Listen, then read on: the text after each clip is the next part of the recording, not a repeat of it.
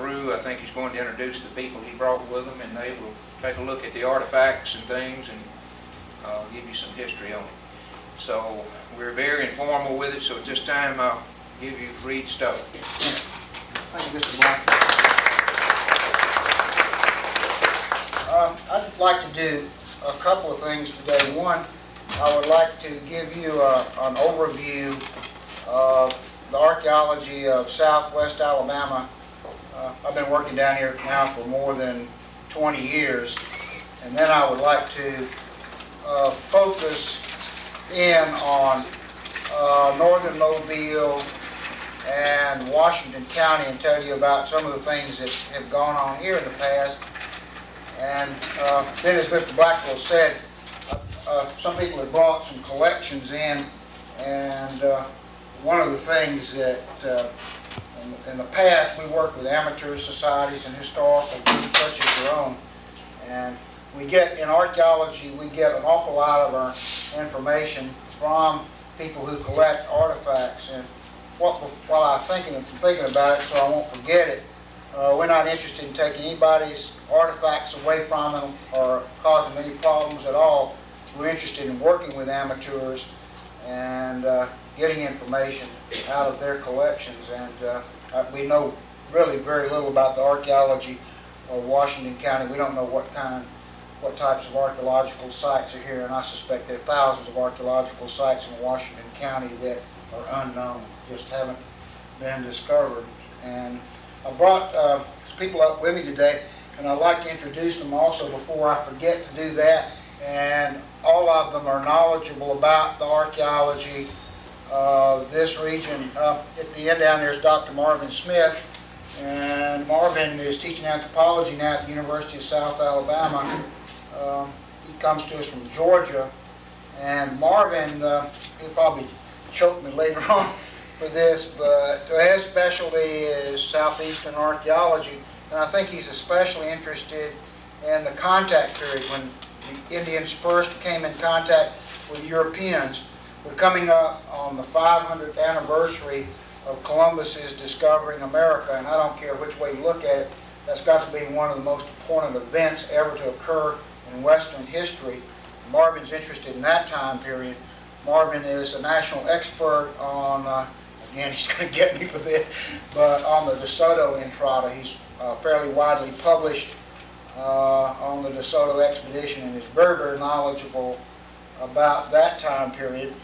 This is Brad Franks. Brad is just came back from working on a 500-mile-long archaeological survey. They're working on a pipeline that runs from Houston, Texas, all the way to Tampa, Florida. So he's been walking and digging shovel tests, and he's working with us up there in southern Washington County, northern Mobile County, on this power line survey. And next over, we've got, this is Timmy Wolf. Timmy is, he's been working with us off and on for, I guess, 15 years. He's interested in archaeology and also in marine biology as well. And I forgot his name. I work with him every day. Now I forgot this. This is Daniel Bond, and Daniel is a student majoring in anthropology at the University of South Alabama, and Daniel is a photographer, and he brought his camera gear up here today to record some of these collections. And Becky Lumpkin, Becky is Vice President of the Anthropology Club at the University of South Alabama, and she's the field supervisor on the project that we're doing down in the Charity Chapel community. So, like I said, all these people know something about the archaeology of this area. Some of them know a lot more about certain facets of the archaeology than I do, so they came along, they're interested. I find this type of meeting right here very interesting because, like I said, it's an opportunity to meet you people. Lots of things are going on in this meeting as far as I'm concerned. One, I get an opportunity to tell you something about what we've learned in the archaeology of southwestern Alabama, something that we've learned about the prehistory. I can also tell you that we know a lot less than we do know. We have a lot of questions about the archaeology of this region. And also, again, as I said a minute ago, it gives us an opportunity to learn from you. I think it's a two-way street here, and I think we could probably learn more from you than you can learn from us, because again, you get out there, you walk the woods after they clear cut, walk the plowed fields and look for artifacts sometimes, so you know where these things are. So without any further, we'll go ahead and look at the collections after I get through showing the slides. And, I'm going to deal first with South Alabama in general, and then I'm going to deal more specifically with, trying to get this cord untangled, the archaeology of this area, and then I'd like to tell you a little bit about what we're doing up there in Charity Chapel. I don't want to stand in front of anyone. Okay, Gene. This is a Skylab photo of South Alabama, and there are different archaeological zones in this area. Down here is the coast strip. On the outer barrier beaches, you get very little in the way of archaeological sites. When you get back beyond the barrier beaches, when you get back into the estuaries and the bays, you get large numbers of sites. We're estimating right now that, for instance, up here in the Mobile Tensile Delta, we've probably got 2,000 archaeological sites. So you've got the barrier beaches, and then you've got the bays and the estuaries, and then Mobile Tensile Delta, you're up here just to the northwest of the Mobile Delta off the Tombigbee River. In the last 20 years, we've done a lot of work out there. The largest prehistoric site on the north central Gulf Coast, the Bottle Creek Mound Group, is out in the Delta. We mapped that last year. And then Dr. Greg Wasselkoff is currently excavating the site of Old Mobile. Old Mobile is at the Cortals chemical plant on 27 Mile Bluff, and it's not an exaggeration to say Old Mobile is one of the most significant historical archaeological sites in all of North America. It served as the capital of the French province of Louisiana, and Louisiana extended all the way from Canada to the Gulf of Mexico and all the way from the Appalachian Mountains to the Mississippi River. So a huge chunk of what is now eastern United States, the capital was right here in Mobile, and that site is getting national and international attention right now. Not only do we have these huge prehistoric sites and early historic sites, but we've got lots of interesting Civil War sites. The Blakely Battlefield, for instance, I worked up the National Register nomination. I put 3,200 acres on the National Register of Historic Places, and at that time, that was the largest National Register site in all of North America. So we've got the mouth of Mobile Bay, we've got Fort Morgan and Fort Gaines, and then we've got Spanish Fort Battlefield and Blakely Battlefield, and lots of Civil War sites up here to the north of Mobile, which are equally important. In addition to being interested in prehistoric archaeological sites and historic archaeological sites, right on up through the Civil War period, we also have lots of shipwreck sites here in southwestern Alabama, not only out here in the Gulf of Mexico, but also in Mobile Bay. I think the Mobile District Corps of Engineers has something like 500 underwater archaeological sites in this area. Some of these sites are extremely significant. Gene Shell's brother, Sid Shell, has been working on, I've been helping him out a little bit, on two Civil War ironclads that are in the mouth of the Spanish River, right up here in the southwestern part of the Delta. These are two of the best preserved ironclads in all of North America. This is a real exciting period for historians. I understand if you go to Annapolis, if you take a history course, the Naval Academy up there, they spend about 2 or 3 days talking about the Battle of Mobile Bay. It's a change from sail to steam. Hundley built the submarines. We've got, we think, the site of one of the earliest submarines. It reads like Jules Verne, the Civil War history of Mobile.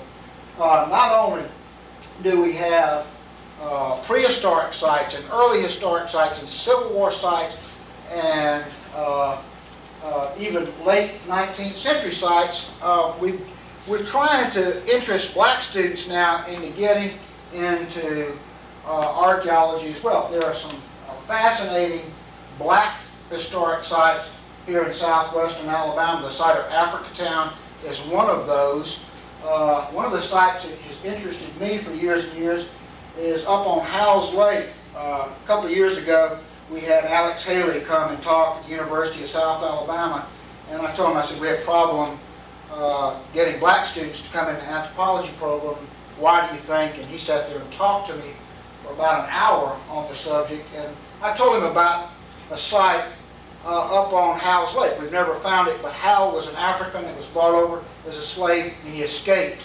And he resettled out in the middle of the Mobile-Tensas Delta, and I guess that he probably learned what he knew from Africa, and he probably built an African settlement out in the Mobile Delta, and that would be exciting to find that sort of thing. One of my friends, Teresa Singleton, is a black archaeologist at the Smithsonian Institution, and she's doing some real exciting things. Of course, most slaves didn't know how to read or write. They were prohibited by law from learning how to read and write. So the only way to find out about the history of these people is through archaeology, and they certainly played an important role in the historical development of the southern United States. So we've got those types of sites, and we are interested in sites right on up until relatively recent times. This is the coast strip and Fort Morgan down here. We did an archaeological survey of Mobile Point some years ago for the Alabama Historical Commission. They have owned considerable acreage out here on the point. Not only do you have Fort Morgan out there, but you've got a War of 1812 fort that's maybe underneath. You've got lots of Indian sites out there, Revolutionary War period sites. This is a shell mound that's down near Cote Inn. This house is built right on the shell mound. A lot of sites, especially oyster shell middens, prehistoric oyster shell middens in this type setting, out here along these brackish water estuaries. Lots to eat. This type of environment is one of the richest in producing foods in North America. And the detritus from these grass beds just were favorite places for prehistoric and historic people today like to use them. Go down and see what happens during the deep sea fishing rodeo. If we didn't have these grass beds, we wouldn't have any fish or oysters or shrimp or crabs. So they've always been important. This is a U2 photograph of the Mobile-Tensas Delta. The Mobile Delta, you know, again, you live right on the edge of it, runs from the Causeway, Interstate 10, north to about Jackson on the Alabama and Tombigbee Rivers. It's 180,000 acres. It's the second largest swamp, third largest swamp in this area. The Okefenokee is bigger, and the Atchafalaya swamp is bigger, but this is a huge swamp that's attracting national attention now. I should mention that going up the western side of the Mobile-Tensas Delta is the Tennessee-Tombigbee Waterway.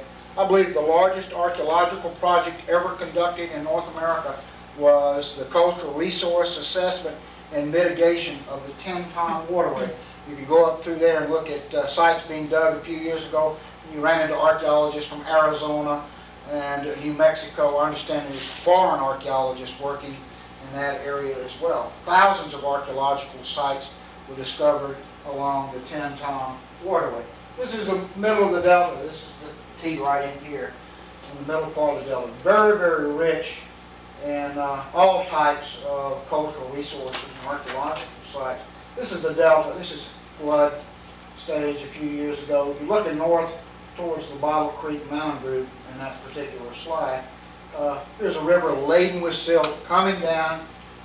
This is the Tombigbee draining much of western Alabama, flooding, depositing that rich, rich silt out in the bottomland. Ideal for prehistoric peoples and historic as well for farmland, as you well know. This is the Lower Alabama River up on Pine Log Creek. At this site, amateurs digging in it a few years back dug up some artifacts that are probably associated with the Luna expedition, which took place in 1560, 20 years after the first Europeans to come through here, which was De Soto, 1540, 1541. Some of the earliest European artifacts ever to come from the southeast came from a site on that hill in the background, or that levee in the background right there. I just thought that was a nice cypress tree. I like to look at other stuff out there as well. And here's the Lower Tombigbee. Today, there are 6 or 7 major landowners, most of them big paper companies, that are logging out there. There's been a lot of helicopter logging, as you know. When they go in and clear cut these areas, it exposes, sometimes for the first time, large numbers of archaeological sites. I was talking with Marvin on the way up, and he said in Georgia that they had tried to work out some agreements with these large paper companies, so when they go in and clear cut, the archaeologists can go in and locate sites. This would be a good way to work with amateurs as well. They know, people that collect artifacts know that when they clear cut an area, you can go out there and find all sorts of artifacts. But the thing that kind of concerns me too is they go in and clear cut, and all this topsoil is exposed, and then it's going to grow up. So if we don't get out there now and find the sites, might be, I don't know, 20 or 30 years before there's an opportunity to go back in there and find sites again. Notice driving all the way up from Mobile, that everything's now is covered with pine trees between all over the southern United States. I noticed that driving across southern Georgia a couple of weeks ago as well. So here's an opportunity to find sites, work with people like you who are interested in getting out and finding archaeological sites. But I think something really needs to be done. I'm concerned too that most of these log loading ramps are on the high spots in the Delta and along the Tombigbee in Alabama, and it's these high spots that are also occupied by people, and they don't have to have a Corps of Engineers permit to load logs there. But I think that these people like Scott and Champion, so forth, should be cognizant of the fact that these sites are there, and some of them are of national importance. Typical survey work, riding up and down the rivers, recording archaeological sites.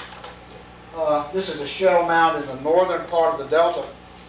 They have different types of prehistoric sites. This one is made up of Rangia cuneata shells, just tons and tons of these shells, and broken pieces of pottery, stone tools, stuff like that. There they are. So this is a backup food for people who ate them. Up until recently, this was the earliest archaeological site that we had. This is called Coon Neck Site, and it's one that we got a carbon-14 date on of 1200 BC. It's a very early fiber-tempered pottery site, the earliest site that we still have out in the Delta. But you can see the tides out here, and we've got a water screen operation going on. That's why the pump's sitting on the bank. This is the project that we're working on now. It's a power line cultural resources assessment. The power line runs from McIntosh, Alabama to Bendale, Mississippi, and because it's interstate, because of areas that it goes through, it had to have a cultural resource assessment. Federal Energy Commission is monitoring this particular project. We've done a lot of work for Alabama Electric. They're pretty good folks to work with and for. They're very much concerned about the environment. They're concerned about archaeological sites. They're concerned about endangered species. They're concerned about people. I know I participate in a lot of their public scoping meetings, and I know their attitude, and we enjoy working with them. This is where we're working. One of the things I found that was interesting here was how people referred to this area. It's now the Frank and Rob Boykin game management area. But if you talk to people that live down there, they call it Summit Switch, and others call it Seed Tick. But anyway, this is what it looks like. This whole hill in here has been clear cut, and they've gone back in with a machine and planted pines. And this is one of the sites along the power line. This is just to the north of the Alabama Department of Conservation Fish and Game Headquarters. They're at the Boykin Wildlife Preserve. This is what we call a lake woodland site. It dates from about 8900, I guess. Typical of this type of terrain. Clear cut, then grubbed, windrowed, and replanted in pines. Right now, this is the ideal time to find archaeological sites.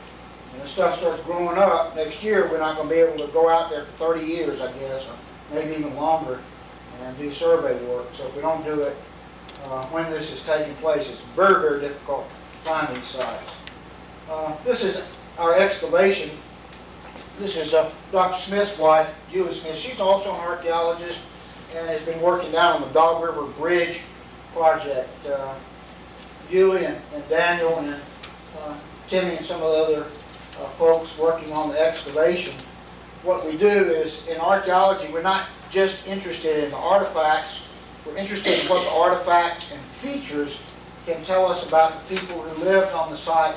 So we're very careful to control our excavation.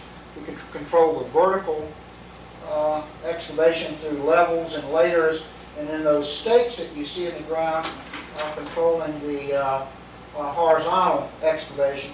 Take the top layer off with a shovel, and then everything else is troweled down, and everything is plotted on a grid, so we can come back and do a three-dimensional drawing of the site and study the relationship between things on the site. And that shows you as the dig is going down, finding lots of sandstone features, rock concentrations that may have been fire harvest. We think that the reason that the people lived on this hill, I got three ideas. One, prehistoric peoples just like to live on sandy knolls. It's the old keep your feet dry hypothesis that you just don't find sites usually on clay areas, you find them on sandy knolls. And this sandy knoll is adjacent to Bates Creek, a huge swamp, thousands and thousands of acres.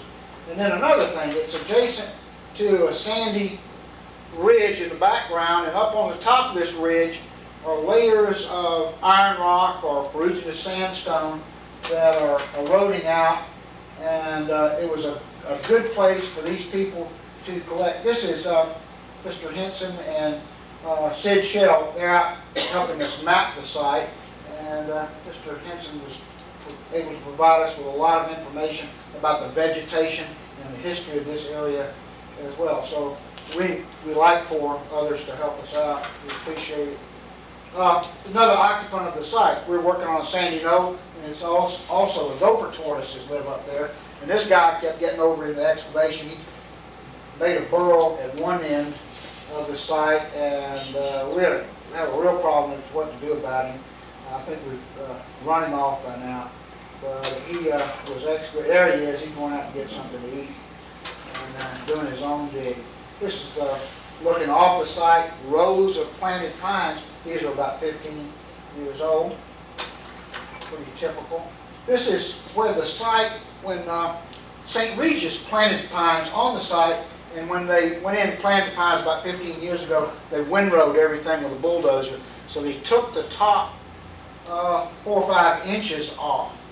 And here are the piles. We haven't gone through these piles yet. Fortunately, they didn't get down into the important part of the site, and we don't think it's been badly damaged by the bulldozing. But certainly this clear cutting and planting business is destroying a lot of sites. Just thousands of them are going because of those types of activity. Here's some of the artifacts from the site. This is called a big sandy or a bowling point. These are made out of quartz, and they date roughly 7,500 BC. This is the first site ever discovered like this in this area. This is probably now the oldest site on the northern Gulf Coast. Well, I shouldn't say that, because I imagine other people have found sites like this, but they've never been recorded. They're not in our state site file, and there's nothing ever been written up about them. We've never dug a site like this before in southern Alabama, but plenty of them have been dug in other areas of the Southeast. I gave a paper at a conference at the University of South Carolina about a month ago, and I heard people talk about sites like this in Florida and Georgia and North Carolina and North Alabama. But over and over again, this particular style of point, these people just didn't sit down and make any kind of, they're not arrowheads, these are out dart points. It's way before the bow and arrow ever entered the area. And they have these little notches down here.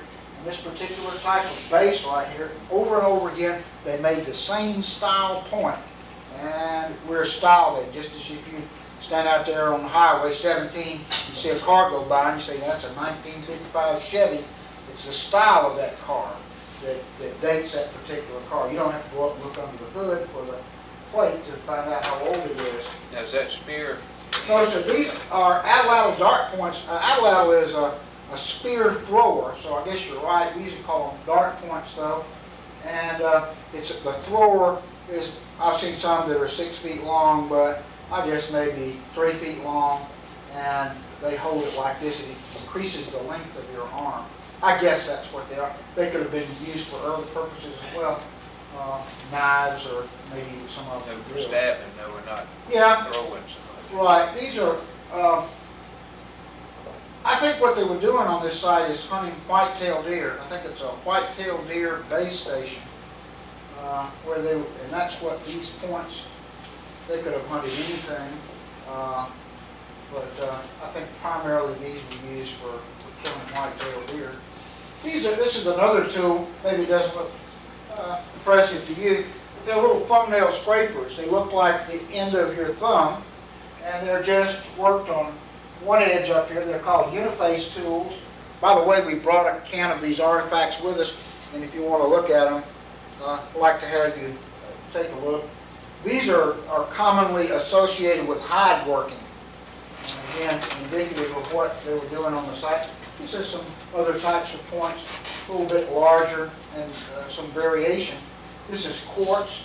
We call this material right here Tallahassee quartzite, and that's probably a local sandstone that they were mining down there. These are early archaic point styles. It's a different style point, probably Kirk points.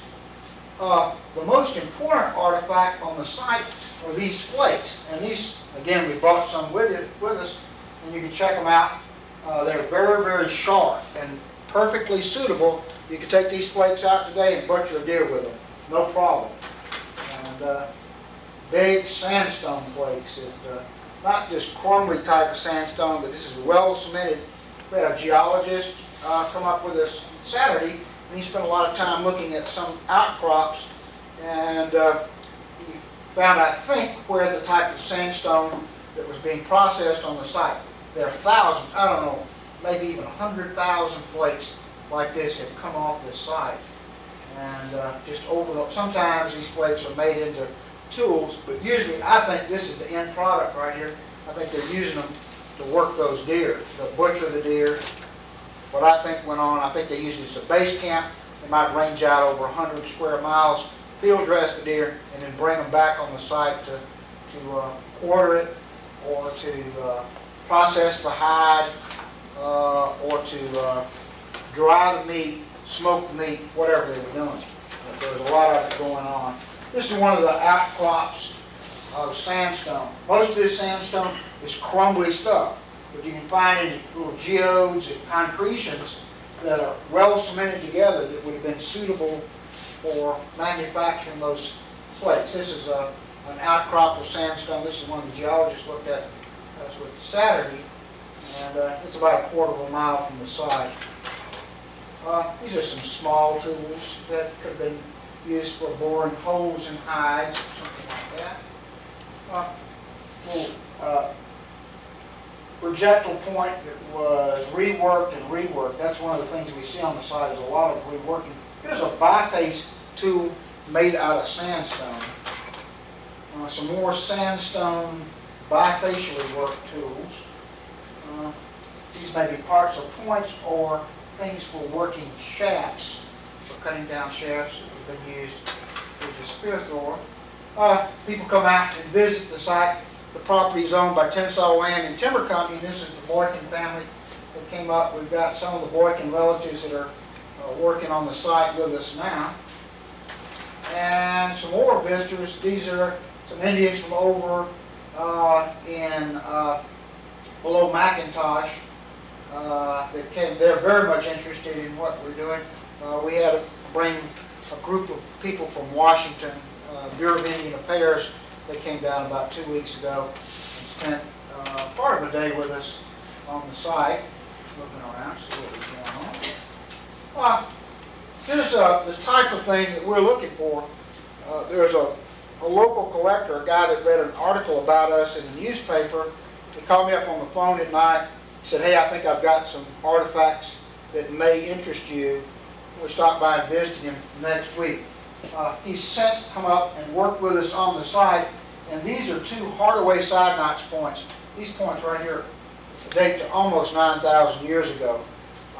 Some of the earliest artifacts ever found here in Southwest. I saw one of them, there's one up here on the table that someone brought in a while ago to show me. Same type of point, same style point. You see this over and over and over again.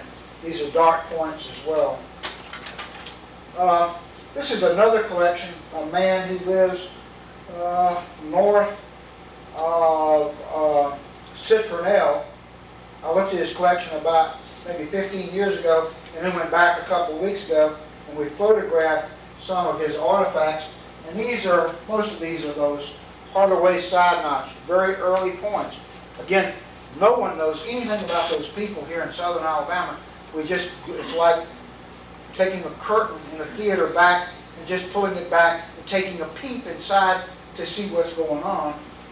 This is a major chunk of history, and it pushes the whole thing back 5,000 years earlier than anything was known. These are even some earlier point styles. This may well be a fragment of a Clovis point. These things were used for hunting elephants in North America about 9,000 BC or 11,000 years ago. They're found embedded in elephant bones.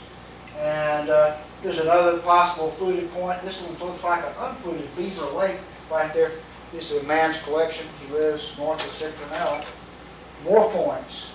Another of the Hardaway side notch points right there. These are all fairly early points. Again, some real early looking points in the top that may go back to 8,000 or 9,000 BC. This one on the upper left looks like another style of Dalton point to me. Slide tray's not moving forward.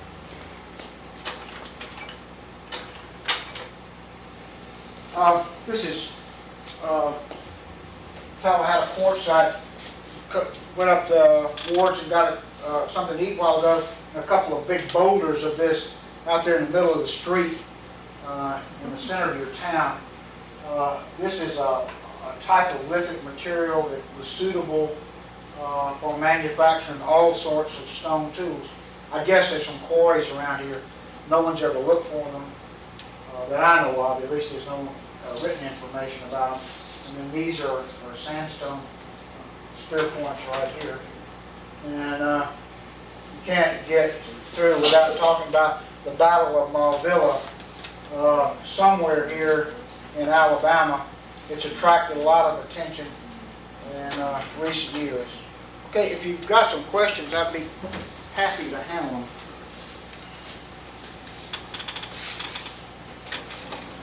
Is there any specific way that 9,000 years ago or so is quite a while back. You're not able to carbon 14 the arrowheads or anything, are you? Is there... What we do on a site like that is you carbon 14 date organic materials that are found with the projectile points. You date them by style, but what we do is we pick charcoal out of the site. Hopefully we'll be able to find a fire hearth down in there with charcoal in it. But they've been dated in other parts of Alabama, a couple hundred miles away. Who finances these digs? This is being funded by, in several different ways. There's a lot of volunteer time put in up there. I volunteer most of my time on the project. There are a lot of students who volunteer their time. people give equipment to us. We borrowed a whole set of equipment from the University of Alabama, and then Alabama Electric is paying some of it. Most of it is, better than 50% is volunteer time. Yes, sir. That Cahaba site where the Capitol was, don't that really sound about the right place for that small villa? There was, Dr. Smith and I met at Cahaba a few years ago. it sure looked like it to me. We thought so. He thinks so. It's got a river coming into it, got them bluffs going up that elbow. And two, they said it was a 3-day journey from Montgomery, Missouri. You don't go very far in 3 days with driving hogs. He can tell you exactly how far you go. About 15 to 18 miles a day. Huh? About 15 to 18 miles a day. Uh-oh, you're going too fast. These aren't the kind of hogs we have today, though. These were long-legged range hogs. They were different breed. They move a little better than what we think of as hogs today.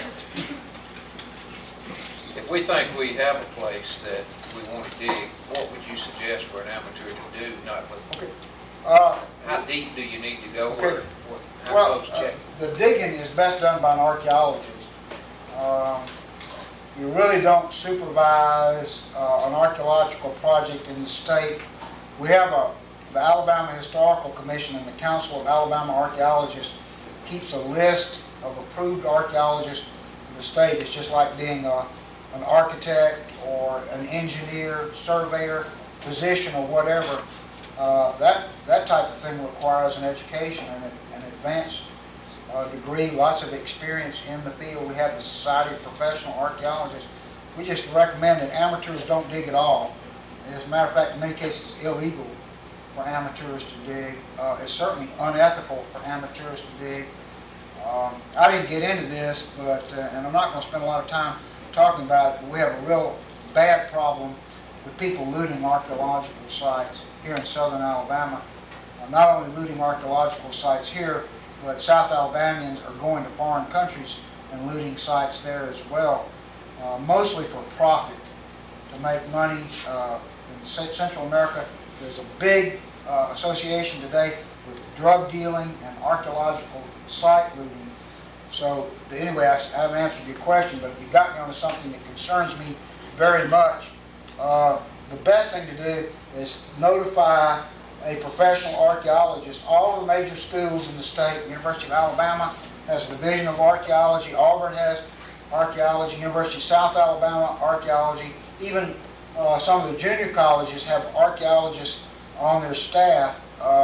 Mobile District Corps of Engineers has 5 full-time archaeologists on its staff. So you need to, if you find an archaeological site, you need to notify one of these institutions in the state that does that sort of thing. And we stay pretty busy, and we've been criticized in the past for not getting out, not doing things. And Gene's been trying to get us to deal with dugout canoes. It's in somebody's farm pond now for about 2 years, and he can sure tell you about how slow we are to get around to doing things. And it's Well, if you have a place you want to check like that, will it cost you anything, or will you just notify these when they can, they'll come? yeah, that's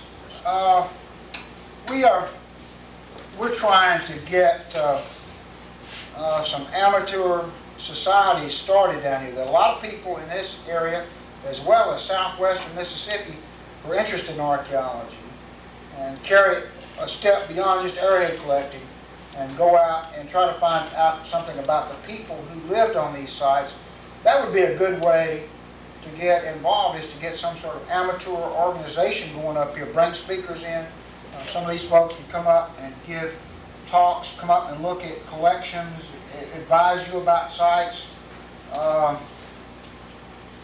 Yeah, it's all, it costs to come up here for gas and stuff like that. And like I said, we do a lot of volunteer work, but sometimes it just gets to the point where you can't do much anymore. You just get volunteered out. Read's pretty good if you feed him. Yeah. What's for dinner?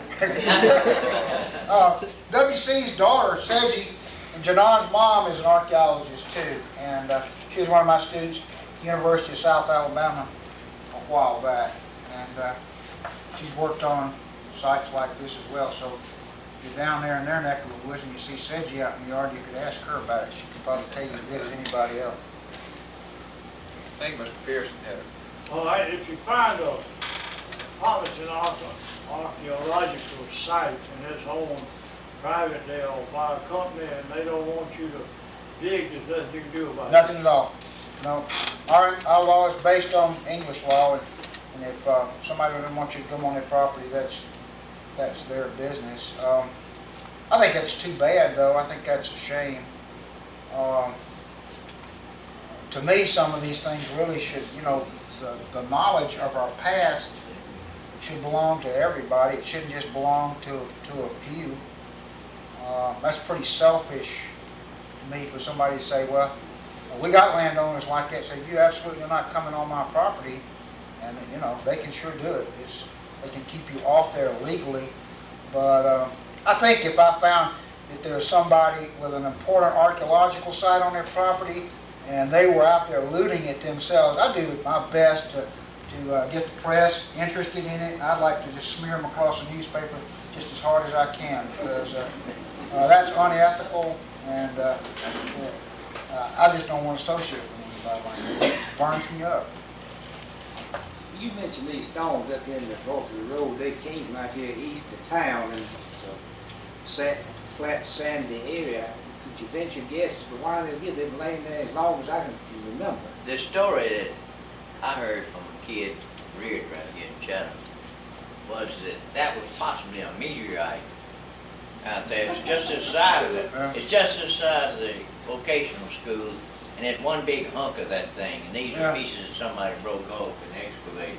We didn't stop and look at it. We were late to come over here, but we looked out the window. It looked like Tallahassee quartzite going by about But it's 15 the only miles an hour. piece, it's isolated, one big hunk out there is what it was. Mhm. I think that they've hauled them all off now.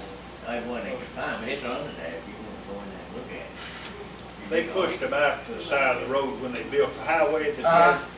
Their obstruction, they hit them, when They they were doing dynamite them that. all going through with the road. Working right, pushed them over the side. And they lay there for years, and finally people started getting them for decoration. And there must be 10 times that much of it around in different people's front yards around here. Again, you have a rich archaeological heritage up here. I'm a 7th generation Alabamian. I was born in Atlanta, but my lineage goes back 7 generations in Alabama. And to me, it's just, it's a shame that always everything scientific that's done in Alabama usually is done from somebody someplace else. The famous British geologist worked here. So Charles Lyell, one of the founding father of geology, worked on the fossils in this area up here. It's always got to be somebody from outside that comes in and does it. But like I said, y'all have the opportunity to do something up here with your heritage. You live right here. You know more about it than anybody else. You know where the creeks are. You know how to get in, who owns what land, and how to get in there and how to get out. And you've got an opportunity to preserve some of the past. To me, it's extremely important. It's important for people. It's your heritage, and you live here, and your kids live here, and I guess future generations live here. If you allow it to be destroyed, I don't know, but I don't think the future generations will look back on you very kindly if you let it all go down the drain. That's just my opinion. There's a lot of arrowheads and artifacts found up through here, but I never have heard of many around in Mobile County. Is there much found on south of Citronelle down through that area? You're asking me some questions I don't know anything about, other than most of the archaeology, most of the things that have been found here in southern Alabama. The archaeology of this area has attracted attention for 300 years now. When Bienville was governor of Louisiana, he had some Indians take him out to Bottle Creek. He looked at it. Then you just slip back nobody does anything for 150 years. There was a Philadelphian, a guy by the name of Clarence. Well, earlier than that, there was another guy from the eastern United States that came down and stayed over in Stockton and looked at the Bottle Creek site. Then around the turn of the century, there's a Philadelphian, a guy by the name of Clarence B. Moore, who came down here in a sternwheeler, appropriately named the Gopher, and he dug into Indian mounds in this area. Most of the attention always has been on the big sites, the more impressive sites that are down along the rivers. There hasn't, until recently, there hasn't been much attention paid to the sites that are back off the rivers, back like the site that I just showed you on the power line. So maybe that's one of the reasons we never did know anything about them before, because we weren't looking in the right place. We were down there at Bottle Creek looking at those big mounds that are 45 feet high, and we're not back here up in these upland pine areas. But you have a lot of construction that's going on now. Not only all this tree clearing, tree cutting, clear cutting that's going on down here, but all these pipelines that are running through southwestern Alabama. We've done a few of those. I did not have anything to do with Transco, but some of you may be aware of the debacle that went on with Transco. It was in the newspaper for months on end, and probably back in the newspaper again. It's something like 100 archaeological sites were destroyed by Transco when they went through. I have been privy to a lot of that information. I know the archaeologists who worked on it. I've talked to some of the attorneys that are involved, and I have a pretty good idea of what was going on there. But I tell you, that's caught everyone's attention, because they've been fined millions of dollars for violating federal law. It's not Alabama that's concerned about this thing. It's the federal government. It's the Federal Energy Commission, Environmental Protection Agency. And again, my kids live in this state, and they're going to live here for probably generations to come, and I just like to leave something for them. Anybody else? We'd like to look at some of those collections. Would y'all like to hear Dr. Smith say something about DeSoto? Some information on that?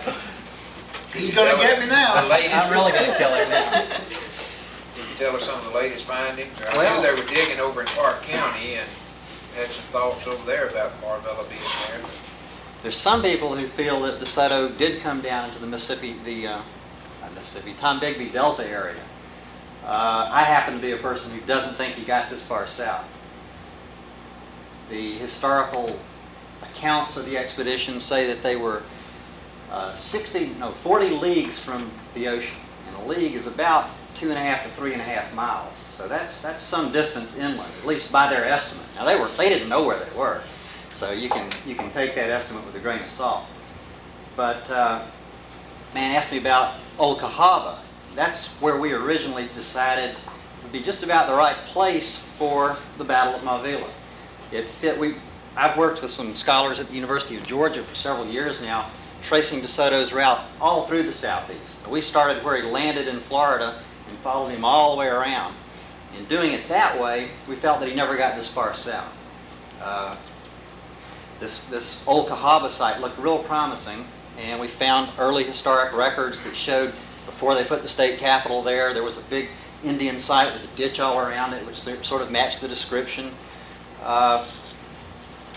We got real interested in that particular site. Reed came up and looked at it with us. Since then, the University of Alabama came in and did some excavations. And they found that, yes, indeed, there was a site of the right time period, and it had been burned down, which is not unusual for a lot of these Indian towns are burned, so that doesn't prove anything. And it looked like it's a good possibility. The people who don't like the idea that that might be where the Battle of Mavila was fought point out that in the historic accounts, they talk about several different towns right in that immediate area. And we have not yet found any other towns located around this Cahaba village. So in that way, it doesn't match the description. So I think the bottom line is that we still don't know where the Battle of Mavila was fought after years and years of looking. But again, probably get run out of town here, but I don't believe it was this far south. I think it was somewhere up on the Alabama River, probably along the fall line there. There has been some Spanish artifacts found in Clark County. Uh-huh. Well, as Reed was talking a minute ago, there was another expedition that came 20 years after DeSoto, and this was the Tristan da Luna expedition. Da Luna landed, well, I think he tried to land in Mobile Bay, but decided that Pensacola Bay was a better place. And they unloaded all their ships in Pensacola, and a big storm hit and wiped them out. Just totally destroyed all the food supplies and everything they had. Well, the only thing they could do from that point is go inland and try to find some Indian groups that could feed them until they could get their feet on the ground. And they tell us that they went up to the Alabama River, fairly far north. And they walked it, so they knew how far they'd gone, and they tell us. They have good estimates. Again, this would be somewhere up, probably in Wilcox County, somewhere up in that sort of vicinity. At any rate, they stayed up there for a year or so and weren't very successful. The Indians ran away and wouldn't feed them, and they had a lot of trouble. They finally gave up, and they came down the Alabama River system to Mobile Bay and eventually sailed away. And they probably left a lot of their material behind. And also, as I said, they were starving. They were desperate to try to deal with the Indians. They probably traded everything they had to the Indians for corn and so forth. So we do find a bunch of Spanish artifacts in the Mobile Bay area. But most of them are just a little bit too late to be DeSoto. They look more like this Tristan da Luna expedition that we know was in this area. You haven't found any Spanish artifacts in foreign DeSoto's route, have you? Oh yeah. You have? What we find primarily are artifacts that were traded to the Indians. Things like glass beads and little brass bells. The Indians like little brass bells to put on their costumes. Iron tools were really favored by the Indians. They were obviously superior cutting implements to stone tools, and anytime they could get a metal tool, they thought that was great. So we find a lot of little chisel blades and axe blades. And, we found several swords now in various places down through Georgia. But these are all on Indian sites. They're not on encampments where DeSoto was. Now DeSoto went from Indian town to Indian town, so in a lot of cases where he camped was also an Indian town. Sometimes he camped out in the middle of nowhere between Indian towns, but we haven't found those sites yet. Now, there is a site in Tallahassee, Florida, almost right in downtown Tallahassee, that seems to be a good candidate for where DeSoto spent the winter of 1539-1540. And that's the only site that we could really talk about being an actual DeSoto campsite. We do find Spanish artifacts of the right period scattered all up through Georgia, the Carolinas, down through eastern Tennessee, and then down into Alabama. Just recently, a glass bead of the type that we think DeSoto was trading to the Indians was found up on the Black Warrior, I guess, up near Tuscaloosa. So we're pinning it down slowly but surely. People have been doing this for nearly 100 years, but it's beginning to fall into place. A lot of these artifacts have been found by amateurs. And that, again, that's important to know. I don't doubt if Malville's ever found it, they'll probably be found by an amateur. Maybe Probably will will. too. And I spent a lot of time out looking for it. if whoever finds it, and just carts the stuff away and sells it, then that chunk will be gone forever. We'll never have that landmark in the history of North America. But fortunately, we've got most of the Spanish stuff that I know of that's been found in this area has been found by amateurs who have notified some archaeologists. Gone down, and they take you out and they say, this is where I found this bead, or this is where I found this tool, whatever. And that is real helpful to have that happen. And there's some amateurs that are experts, but I don't think most of them would know, for instance, the styles of beads that are most likely to be associated with the DeSoto expedition. Question for you. Are you familiar with the Cypress No, I don't think. found over at Gainestown? No, sir. I don't believe I am. This is the one Sonny Kern reported on. It came out of the Indian burial urn. It's called the Cypress coin. was 2 real. No, I haven't seen that. Yeah. I had the opportunity to examine this one about 3 weeks ago in the write-up on it. Mhm. I believe that he reported back in the, around 1540 something. They were trying to relate that, I believe, if I'm not mistaken, trying to determine maybe that was the path of the Soto or some of his. There's a problem. That coin has an L. That coin was minted in Mexico City. I've seen a photograph, both sides of it. It was minted in Mexico City, and it has an L on there.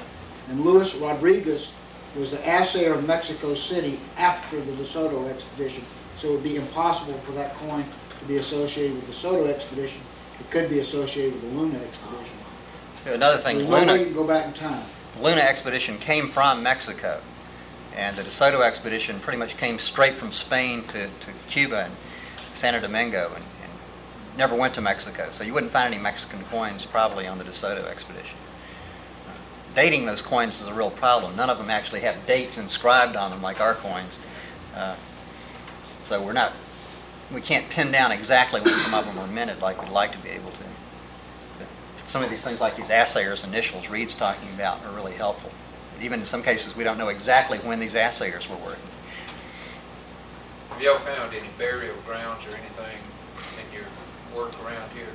Yeah, often when you're excavating an Indian site, you run into Indian burials, and usually that's where a lot of the more exotic artifacts, that's where the pots are and the grave goods. And when you mention that, that very same question was asked me 2 weeks ago out on the site by an Indian from Washington, from the Bureau of Indian Affairs.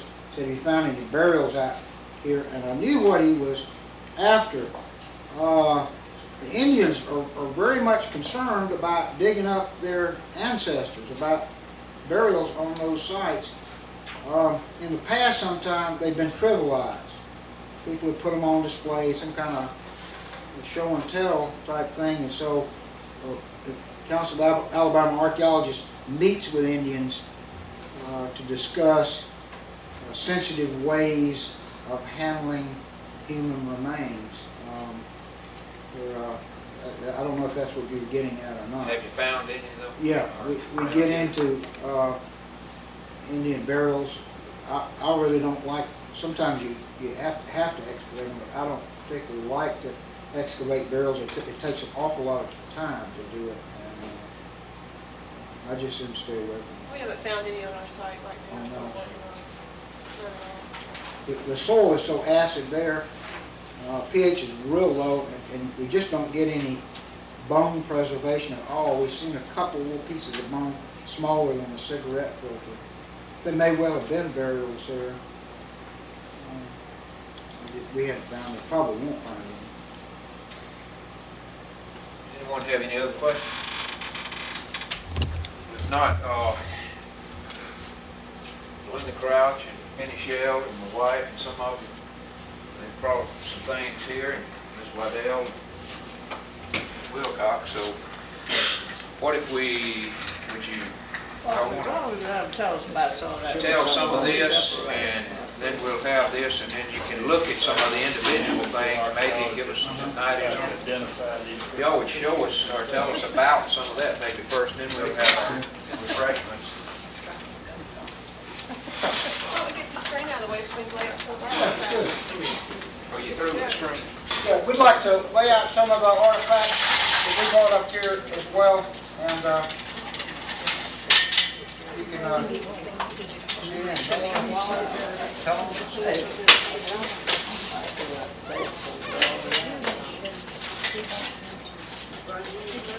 I think those are John Perkins. If John might tell us something, then you tell us something, looking at them, what it might be for, or Y'all want to chime in as I go along? Who these belong to? John Perkins. You mind if I pick them up? Okay. This is one of the reasons that we came up here today. is we're very much interested in the distribution of this point style. This is called a Hardaway side notch point, and the Hardaway site is in North Carolina. But this point, this is the style point we've been finding on our excavation. It's the earliest point that I know of from any sort of archaeological context down here in North Carolina and other sites that it's found. It has a number of diagnostic characteristics. This is a very good example of the Hardaway side notch point. It has these little serrations that run down the edge. These are striking platforms for removing flakes. They're not serrated like a steak knife. It's simply a means for controlling the flaking. It's a means for making this point. This point has these little side notches down here in the base. This base is heavily ground, and there's some, they're not flukes, but there's some basal thinning going on here. This particular point dates from about 7,500 BC, right along in there.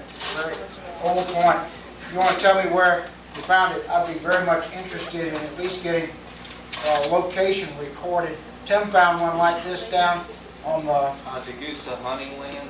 Goosa hunting It's land just south below, of here. yeah, just outside the county here. Yeah, it's part. There's some points like this that have come from 10 miles north of Citronelle, also right outside of Citronelle, and we're finding on our site. There's some points like this from the Fairford Fire Tower as well. It's a point that came across, man, 6 miles north. challenge. It's interesting that these points are occurring down here. They don't occur in North Alabama. I don't know if they occur in Mississippi or not, but there are plenty of them around here. And up until about 2-3 months ago, I had no idea that they were down here, but they're showing up in collections, I know. It's a Hardaway side notch Where point. do you get the Hardaway name? That's from Hardaway, the landowner in North Carolina. There's a site up in North Carolina. The first one was excavated by Joffrey Coe. He taught archaeology at University of North Carolina for years. It's a stratified site in layers. He got hundreds of these points out of that site, and he got some good carbon-14 dates on the site. It's the type site for this particular type of point. These are seed processing implements. Right here, these are nutting stones. I don't know how old they are. I call this a muller, and these are seed processing implements that could be archaic, maybe later time period. This is a mortar. How old is archaic? Archaic begins about 7,500 BC and runs to about 2,000 BC. And it could be later as well. This material is agate, and looks like some sort of acid axe. This is it's like a late woodland point to me, maybe. Not a late, I mean a very woodland point. Big stemmed points, and it's made out of some sort of agate. And this is Tallahassee quartzite material I was talking about earlier. I don't know how old this point is. It's a big point of blade. That point, east side, I've always known that to be what they call a nine. That could be, I imagine a lot of these things that I'm calling points were used as knives too. It's nothing that these have no meaning at all. Yeah, maybe so. This is agate as well, and it's been reworked a couple of times. Well, most of those stones found around here, did they import those to make the carriage? This is, I did some test excavations in some Tallahassee quartzite quarries on Salipta Creek. Those are, I know of a few sources of this material. This agate, had a man come up on the dig about a month ago from Jackson, Alabama, and he said that there's a big outcrop of this agate up near the upper salt works. He's going to take me up there and show it. I've never seen it. This is that's agate as well. I don't know where it comes from. Nobody's ever done anything with this material. And this, I suppose, is local. This is Mr. Henson's artifact that he brought in. I didn't spend any time talking about pottery today because the site that we're excavating is pre-pottery. It's before pottery. Pottery doesn't appear down here until about 2,000 years ago. The earliest date we have on pottery is 3,000 years ago, I'm sorry. And the earliest date that we have on pottery, I don't know what, this is a plain type of bowl. It looks like it's sand tempered. I just don't know how old. This doesn't have any diagnostic features. This is a base off a pot. These are podal supports right here. And podal supports are typically early woodland, about maybe time of Christ or 500 BC on that type of pottery. This is a Wheaton Island rim here. This style dates to about AD 900, about 1,000 years ago. This is some cord mark pottery. It was made by taking a cord and rolling it over the surface. It too is probably the same time period as that last piece, about maybe 1,000 years old. Here's some complicated, you know what this is? I'm not sure. Maybe slippery complicated. I didn't see it. It looks maybe inside. The shell temper? That's inside. Yeah, shell temper is like. It's Mississippian pottery. I'm not familiar with this design, I don't know. But there's also some stone tools in here. There's a piece of bone. I think this is deer bone. And this was the main animal hunted still today. Same story. It's been hunted for, I know, 10,000 years. It's the main food source. Go out to some of these big shell mounds, and there's just tons and tons of shell out there. And still, white-tailed deer played a more important role than anything else. What do you heard about the buffalo that was supposed to be around here when BM first came? The buffalo that I know about several buffalo. One was on Dauphin Island, and it's written up in Penteco's journal, Quarterly and Calumet. I believe it was 1709. Those are really for bows and arrows. He wasn't in Most of big the things we've seen outwest so time, far but- for spears and I just don't know. But there was a buffalo on Dauphin Island, and he was like a novelty. They treated it like a novelty. Then Mike Blake, who was an amateur collector, lived in Baldwin County, found part of a buffalo horn and a rib effigy off the top of a buffalo down at Gulf Shores. I don't think they had any herds of buffalo down here. I think that these were solitary animals. They get up around, up in the Black Belt region, up around Prairieville, up in there, it might have been a totally different story. I think that those areas up there could have supported herds of yeah, we buffalo. want him to see that. We want to photograph that. You know, right? You're asking some real good questions. We don't have the answers. We don't, nobody's done any archaeology in your area, so I can't answer your question. Right, and It that's needs what to be mine is, done, Brian. so See, we This can is the only address some of thing these I questions. found where I use was these when they're in making Washington stone tools. County. They put the tool down. Uh-huh. I Hammer thought on it it. was a scraping knife, but it really didn't. It looks like the bottom has been broken off a little bit, maybe hit by a plow or This is something. sort of natural But it's again a outer big surface piece of of the rock. It's battered all around here. It's Big used tool. like a hammer. It's not 5,000 years old. I don't know how old it is. It's Big old. it doesn't have a, Looked like that was not to get it on. yes, sir. This one would date back to about 7,000. This would be what we call a very early archaic period.